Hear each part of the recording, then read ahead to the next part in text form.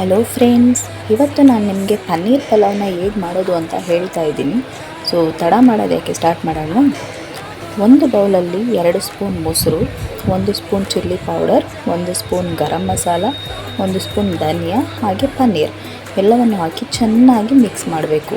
Mix ಮಾಡಿದ ನಂತರ 1 ರಿಂದ 2 ಗಂಟೆ ಅದನ್ನು ನೆನೆಯಕ್ಕೆ ಬಿಡಬೇಕು. ಓಕೆನಾ. ಮತ್ತೊಂದು ಕಡೆ ಕುಕ್ಕರಲ್ಲಿ 2 ಸ್ಪೂನ್ ಎಣ್ಣೆ, 1 ಸ್ಪೂನ್ ತುಪ್ಪನ ಹಾಕಿ ಪಲಾವ್ ಇಂಗ್ರೀಡಿಯೆಂಟ್ ಎಲ್ಲ ಅದರಲ್ಲಿ ಹಾಕಬೇಕು. ನೆಕ್ಸ್ಟ್ ಈರುಳ್ಳಿನ ಹಾಕಿ ಈರುಳ್ಳಿ ಚೆನ್ನಾಗಿ ಫ್ರೈ ಆಗಬೇಕು ಫ್ರೆಂಡ್ಸ್.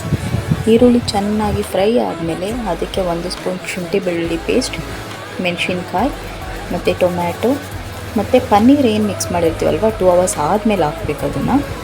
ಅದಾದ ನಂತರ ಪುದೀನ ಹಾಕಬೇಕು. ಪುದೀನ ಆದ ನಂತರ ತೊಳೆದಿಟ್ಕೊಂಡಿರೋವಂತಹ ಅಕ್ಕಿನ ಹಾಕಬೇಕಾಗತ್ತೆ ಫ್ರೆಂಡ್ಸ್.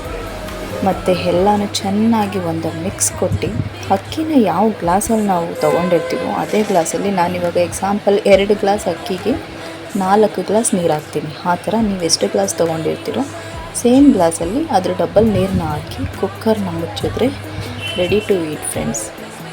ನೋಡಿದ್ರಲ್ವಾ, ತುಂಬಾ ಚೆನ್ನಾಗಿರುತ್ತೆ. ಒಂದು ಸಾರಿ ಟ್ರೈ ಮಾಡಿ, ನಿಮ್ಮ ಮನೆಯಲ್ಲಿ ಟ್ರೈ ಮಾಡಿಬಿಟ್ಟು ನನಗೆ ಕಮೆಂಟ್ ಹಾಕಿ ಫ್ರೆಂಡ್ಸ್ ಹೇಗಿತ್ತು.